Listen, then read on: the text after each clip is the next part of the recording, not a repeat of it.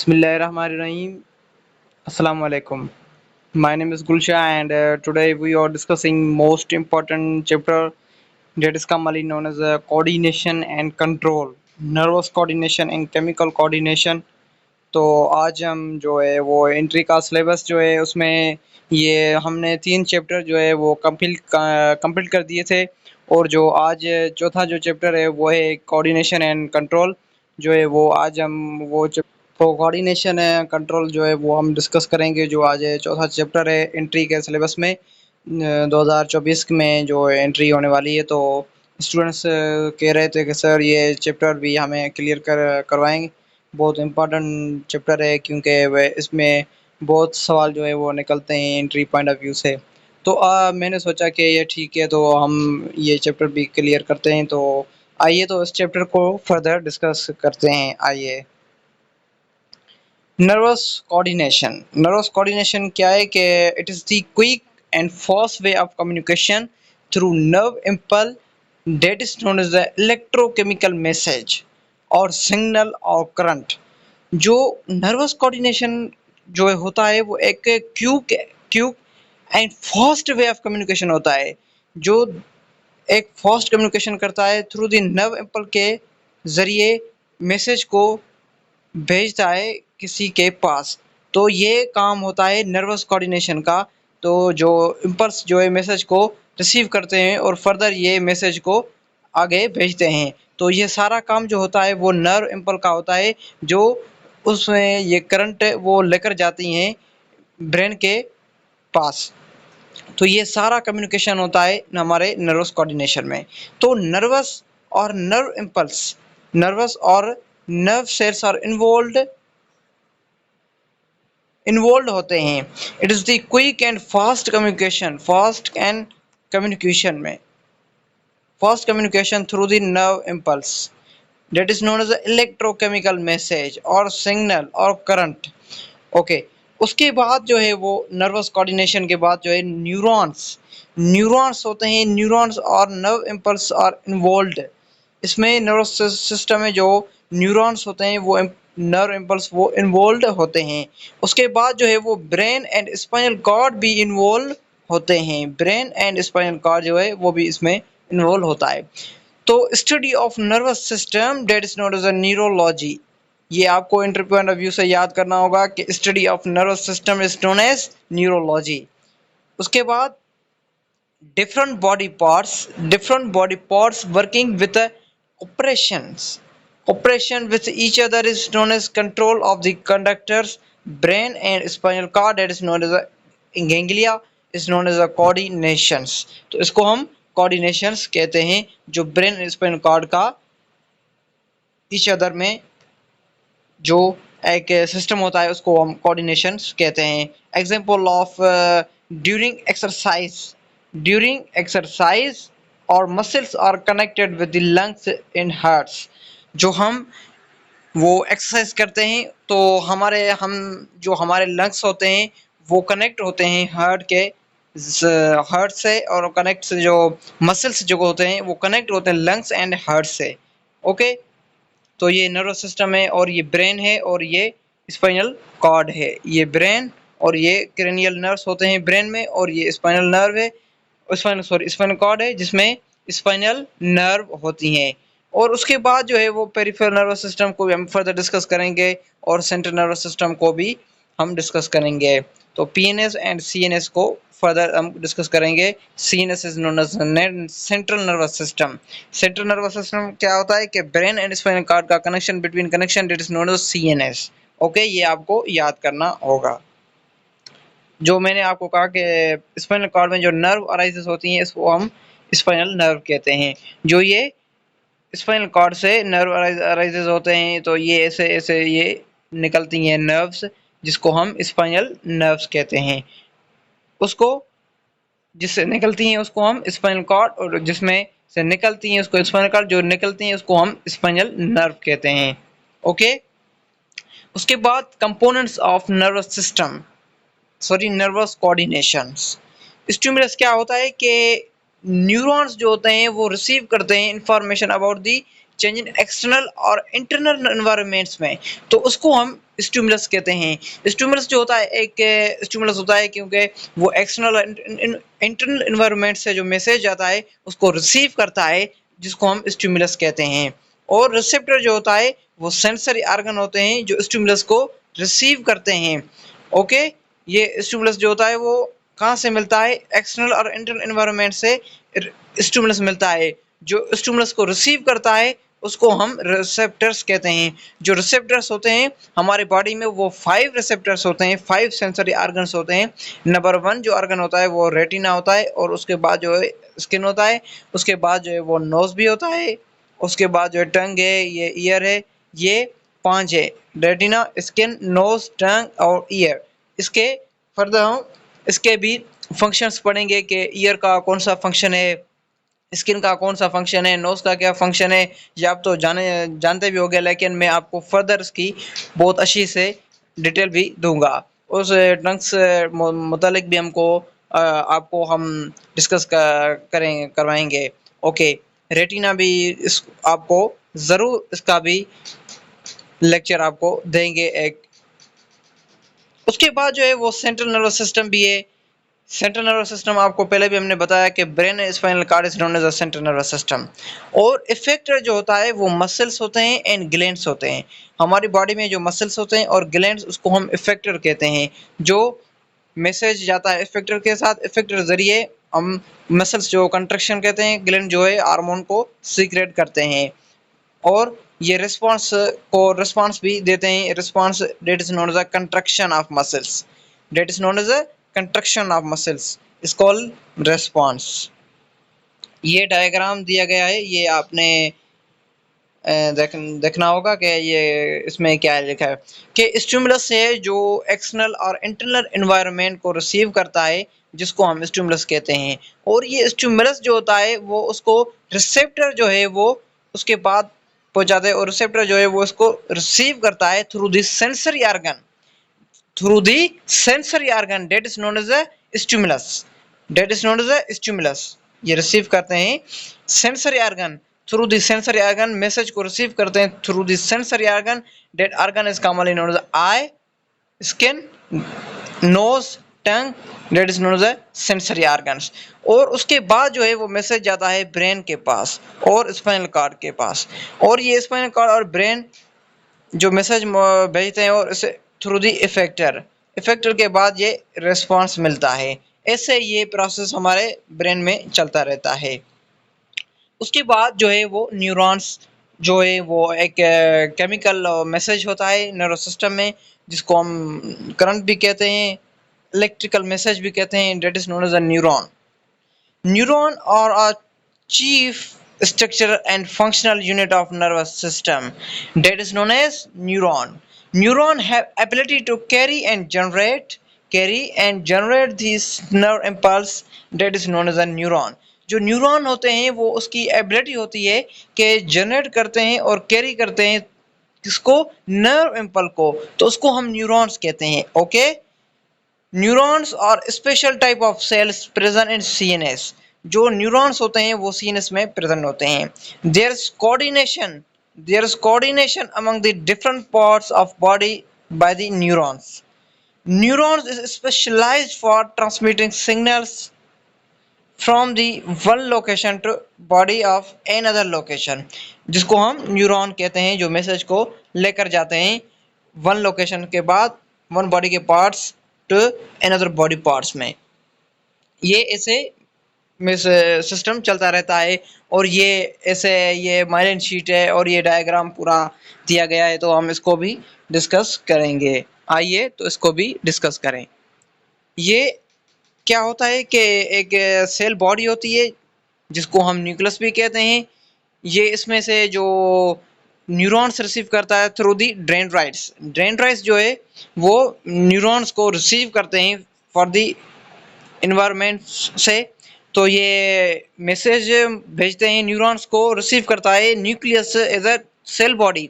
वो न्यूरॉन्स भेजता है एक्सॉन में, और एक्सॉन में जो भेजता है axon and terminal of axon and hillock axon and cell body through the connection. That connection is known as a hillock.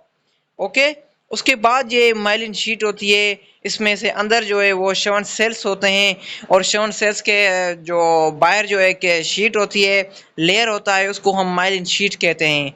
Okay ये माइलिन शीट है और ये जो बॉडी है वो एक सेल है, उस सेल से ये एक्सॉन अटैच होता है जिसको हम हिल्लॉक कहते हैं।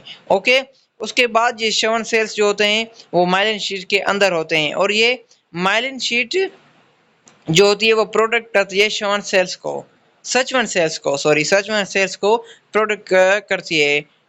ओके उसके बाद जो है वो नोड ऑफ रनर क्या होता है कि एक्सॉन जो है वो एक थ्रू और एक्सॉन के साथ मिलता है, एक्सॉन विद अदर एक्सॉन के साथ मिलता है through the node. That node is known as Ranvier nodes.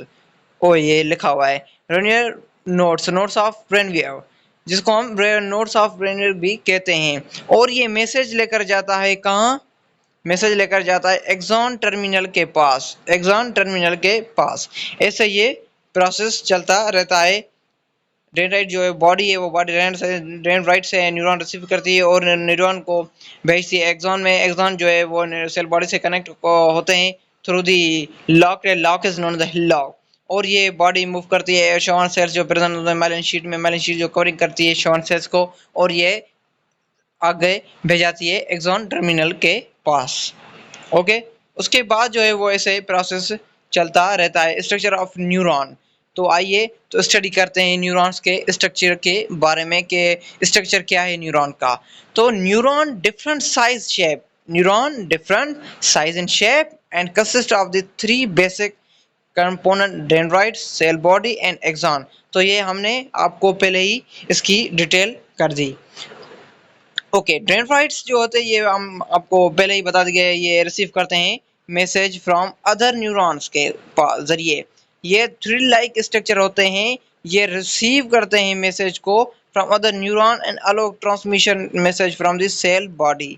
ये मैंने आपको बता दिया था पहले ही कि डेंड्राइट्स का क्या एक मेन फंक्शन है, कि डेंड्राइट्स का ऐसा मेन फंक्शन है कि ये थ्रिल लाइक स्ट्रक्चर जो एक तो होता है लेकिन ये रिसीव करता है मैसेज थ्रू दी न्यूरॉन्स। ये न्यूरॉन्स को रिसीव करता है फ्रॉम द मैसेज के जरिए और ये ट्रांसमिट करता है from message to cell body और ये ऐसा प्रोसेस चलता रहता है। और ये एक्सॉन भी स्ट्रक्चर और ये सेल बॉडी जो है वो आगे भेजती है, सेल बॉडी जो है वो आगे भेजती है।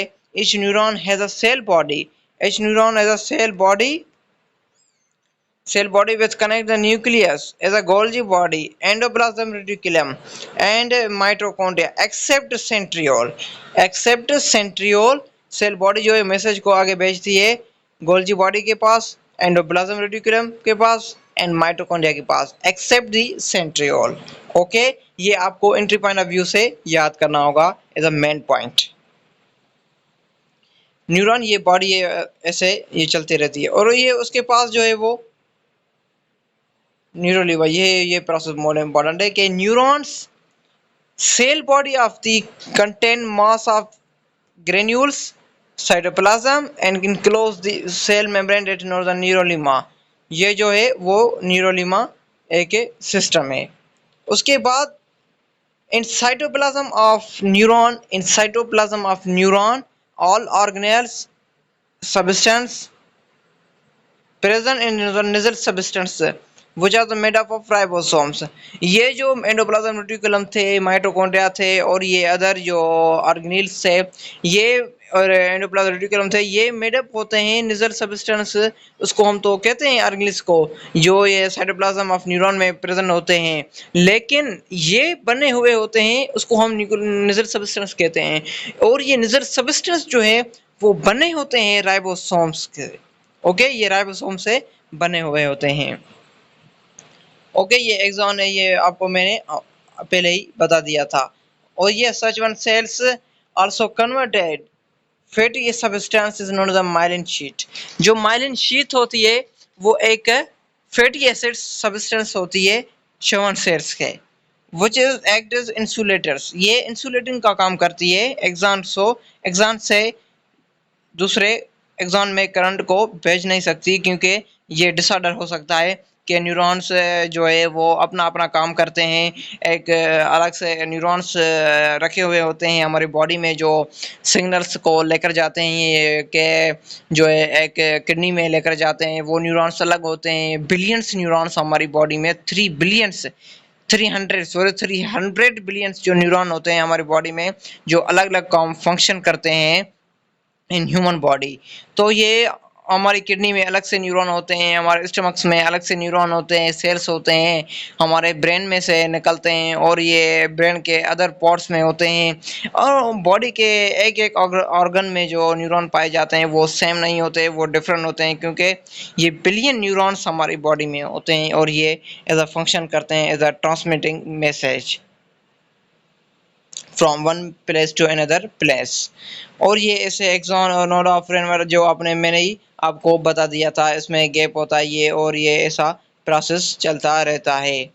ये लॉक में मैंने आपको बता दिया कि part of soma from axon arises, जो पार्ट ऑफ सोमा का पार्ट जो होता है उसमें से एक्सॉन अराइजेस होता है, उस एरिया को हम लॉक कहते हैं, उस एरिया को, उस इलाके को हम लॉक कहते हैं। जो पार्ट ऑफ सोमा, जो सोमा एक बॉडी एज ए न्यूक्लियस जो होता है, सेल बॉडी होता है, जो एक्सॉन्स में अराइज, एक्सॉन को अराइजेस करता है, उस एरिया को, उस इलाके को हम लॉक कहते हैं। ओके, उसके बाद ये न्यूरोग्लिया सेल्स हैं जो क्या करते हैं, ये सपोर्टिंग करते हैं एज अ सेल्स को, एज अ कलेक्टली न्यूरोग्लिया सेल्स के पास से जो है वो उसको सपोर्टिंग करते हैं neuroglia cells. Okay, collectively is a neuroglial cells. Neuroglial cells serve the different functions. ये different functions करते हैं neuroglial cells for the neuron, such as supplying nutrition, removing waste from the neurons, guiding axon migration and providing the immune system. ये आपको थोड़ी tough लग रही होगी कि मेरी लैंग्वेज, तो मैं फर्स्ट टाइम जो है वो यूट्यूब पे पढ़ा रहा हूँ, बट जो है आपको मेरे लिए वीडियो जो है अच्छी लगी होगी, क्योंकि मैं फर्स्ट टाइम जो है वो यूट्यूब पे पढ़ा रहा हूँ। तो मैं ये आस्ता आस्ता जो है वो क्लियर कर दूंगा कि आपको अच्छे से अच्छा जो है वो मैं पढ़ा सकूं, क्योंकि कोई भी बंदा जब फर्स्ट बार आता है कोई भी, क्योंकि उसका जो है वो पहले से नॉर्मल जो होता है, उसके बाद जो स्टूडेंट्स के उसके मतलब के रिकवर हो जाता है, क्योंकि उसमें से अटैचमेंट होती है स्टूडेंट्स के साथ जो मिलता जुलता है, और उसके में जो एक मतलब के उसमें आती है को, उसमें कोई फंक्शनलिटी आती है एज ए मनत एज ए ईडीसी वगैरह कोई भी मतलब एक आती है। और उसके बाद जो है हम आइए तो बस इसको बात को छोड़ते हैं और हम आगे चलते हैं। तो ये मेरा मकसद है कि न्यूरोग्लियल सेल जो होते हैं वो न्यूट्रिशन जो है भेजती हैं, सप्लाई करती हैं एज अ न्यूरॉन, न्यूरॉन को जो न्यूट्रिशन मिलती है through the cell, cell is known as a neuroglial cells. ये आपको याद करना होगा कि जो न्यूरॉन को सपोर्टिंग करता है, सप्लाइंग करता है न्यूट्रिशन, जो सेल्स सप्लाई करती हैं न्यूट्रिशन और रिमूव करती हैं वेस्ट प्रोडक्ट न्यूरॉन्स में से, उसको हम न्यूरोग्लियल सेल्स कहते हैं। ये आपको एंट्री पॉइंट ऑफ व्यू से याद करना होगा कि एंट्री में बहुत बार आया हुआ है कि वो which of the cells the provide supplying the nutrition for the neurons, that cell is commonly known as neuroglial cells. तो आपको ये याद करना होगा। ये एक्साइन्स होते हैं और न्यूरॉन्स होते हैं, node of Ranvier, such one cells and neuron, axon and oligodendrites. और ये ऐसा प्रोसेस चलता रहता है। Okay, two type of neuroglial cells and such one cells produce myelin sheet. जो है वो टू न्यूरोग्लियल सेल्स होते हैं। न्यूरोग्लियल सेल्स में जो है सच वन सेल्स होता है और उसके बाद ओलिगोडेंड्राइट्स होते हैं। Such one cells produce in a myelin sheath is a peripheral nervous system, and oligodendrites produced in a myelin sheet is known as the CNS, as a central nervous system, brain and spinal cord. तो उसके बाद axon data have myelin sheet and said to be myelinated fiber, and those do not unmyelinated fiber. A non-myelinated fiber, a non-myelinated part of axon between Schwann cells and node of Ranvier neurofibrillary nodes. तो ऐसे ये process चलता रहता है। और उसके बाद जो है वो टाइप्स हैं, 2-3 टाइप्स हैं न्यूरॉन्स के, वो भी हम डिस्कस करते हैं। There are three type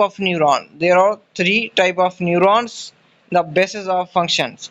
number 1 जो है वो सेंसरी न्यूरॉन है, उसके बाद जो है वो इंटरन्यूरॉन है, और उसके बाद जो है मोटर न्यूरॉन, जिसको हम इफ्रेन न्यूरॉन भी कहते हैं। और ये इंटरन्यूरॉन है, इसको हम इंटर एसोसिएशन न्यूरॉन भी कहते हैं, और ये इसको हम मिक्स्ड न्यूरॉन भी कहते हैं।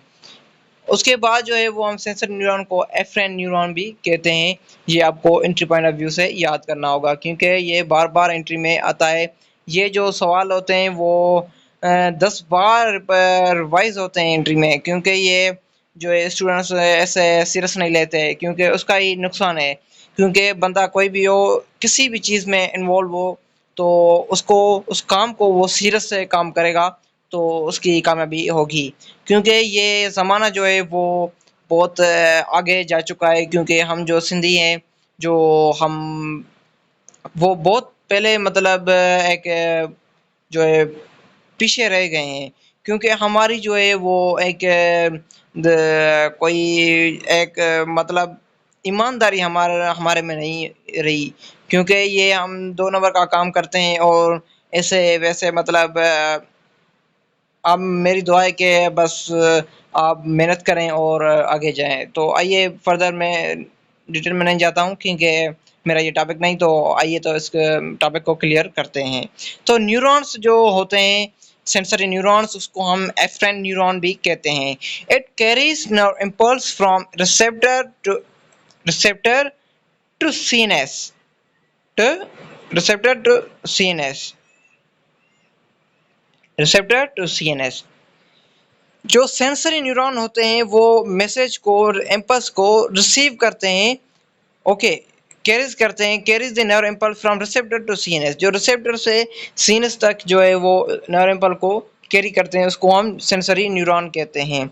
और ये ऐसे चलता रहता है कि रिसेप्टर्स जो होते हैं वो सेल बॉडी से मैसेज रिसीव करते हैं, और रिसेप्टर के ज़रिए जो वो मैसेज को आगे भेजते हैं एज अ सेंसरी न्यूरॉन, और ब्रेन में जैसे मेन कंडक्टिंग होता है just outside the CNS. And जो ये सेंसरी न्यूरॉन होते हैं, ये आपको एंट्री पॉइंट ऑफ व्यू से याद करना होगा कि सीएनएस में, और जो सॉरी जो इंटरन्यूरॉन सॉरी जो ये सेंसरी न्यूरॉन जो होते हैं वो यूनिपोलर होते हैं between the one dendrite and one axon के साथ।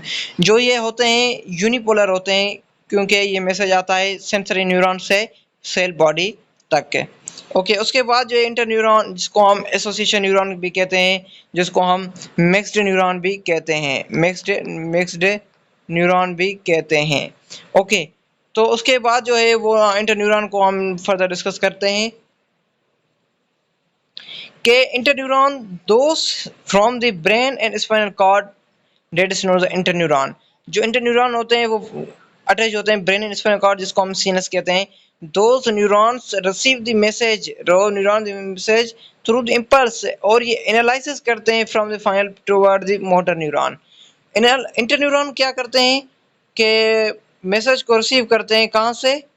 सेंसर न्यूरॉन से। सेंसर न्यूरॉन के पास जो मैसेज आता है वो भेजते हैं इंटरन्यूरॉन के पास, और ये इंटरन्यूरॉन जो है वो फर्दर मैसेज को में जो है वो भेजते हैं एज ए मोटर न्यूरॉन। तो ये मोटर न्यूरॉन क्या करते हैं, मैसेज को एनालिसिस करते हैं, फर्दर ये इम्पल्स के और फ्रॉम सीएनएस टू इफेक्टर को इफेक्टर के पास भेजते हैं, और ये ऐसा प्रोसेस चलता रहता है। और स्पाइनल कॉर्ड्स के अंदर भी स्पाइनल कॉर्ड एंड ब्रेन के पास अटैचमेंट में होते हैं। और ये टर्मिनल जो होता है, the terminal branch of the four and neuron are the connect with the other neuron. these these are the multipolar because they have many dendrites and single long axon। Okay, तो ये हमने सारा cover कर दिया। तो मुझे यकीन है कि आपको बहुत वीडियो अच्छा लगा होगा, क्योंकि मैंने आपको जो है वो न्यू चैप्टर का इंट्रोडक्शन किया, और इसमें न्यूरॉन और इम्पल्स सेंसरी रिसेप्टर्स जो भी है ये हम आपको पढ़ाई। और उसके बाद जो है वो हम फर्दर जो है वो लास्ट सेकंड जो टॉपिक होगा वो हमारा होगा साइनेप्स। तो साइनेप्स को हम फर्दर स्टडी करेंगे कि साइनेप्स क्या होता है, और ये उसमें सो सॉरी उसके बाद जो साइनेप्स नहीं है, साइनेप्स के पहले जो है वो है रिफ्लेक्स आर्क और सॉरी रिफ्लेक्सेशन, और रिफ्लेक्सेशन जो प्रोसेस होता है उसको हम डिस्कस करेंगे। उसके बाद जो सेकंड जो थर्ड टॉपिक है वो है हमारा साइनेप्स। तो साइनेप्स को पूरी डिटेल से हम दिली चाहत से जो है वो उसकी स्टडी करेंगे, जैसे हमने इस फर्स्ट लेक्चर को बहुत अच्छे से स्टडी की, और सेकंड एंड थर्ड जो है लेक्चर उसको भी हम बहुत अच्छे से इसकी स्टडी करेंगे। लेकिन ये जो है 5 लेक्चर में तकरीबन ये हमारा जो है वो हम कोशिश करेंगे कि 5 लेक्चर में जो हम इस चैप्टर को ख़त्म करें, क्योंकि एंट्री हमारी बहुत आगे पहुंच चुकी है, क्योंकि डेढ़ डेढ़ महीना है। तो हम चाहते हैं कि 1 महीने में हम आपको ये कोर्स कंप्लीट करवाएंगे इंशाल्लाह। तो मुझे दीजिए इजाज़त, तो मैं चलता हूँ, क्योंकि ये हमने जो है वो लेक्चर को बहुत अच्छे से पढ़ लिया। तो आपको ये बहुत अच्छी वीडियो लगी होगी, क्योंकि मेरे चैनल को सब्सक्राइब करें और दूसरे लोगों के पास मेरा वीडियो जो है वो शेयर करें, और इस वीडियो को सब्सक्राइब करना मत भूलिए, क्योंकि ये आपकी भलाई होगी। क्योंकि जो है टीचर्स को एक रिस्पांस मिलता है, क्योंकि सब्सक्राइब जो है, लाइक जो है वो एक रिस्पांस होता है, क्योंकि टीचर्स को है जो वो पढ़ाने में जो है वो दिली मतलब एक ख्वाहिश पैदा हो जाती है, क्योंकि मेरे जो स्टूडेंट्स हैं मेरी इज्जत करते हैं, मेरी रिस्पांस को जो है वो एक्सेप्ट करते हैं। तो ये उस टीचर्स को है वो एक मतलब कॉन्फिडेंस होता है, क्योंकि एक रिस्पांस जो है वो बहुत बड़ी चीज़ है। क्योंकि आप किसी भी इदारे में जाएँगे कि उसको आपकी रिस्पांस की ज़रूरत होती है, क्योंकि आपको रिस्पांस की बहुत ज़रूरत होती है। तो ये बहुत चीज़ें कभी एक लेक्चर में आपको ये बातें मैं क्लियर करवाऊँगा, क्योंकि अभी तो एंट्री है। तो ओके, तो बस मैं ये लेक्चर को फाइंड अप करता हूँ। तो मेरे चैनल को सब्सक्राइब करना मत भूलिए। तो मैं चलता हूँ, अल्लाह हाफ़िज़, खुदा हाफ़िज़।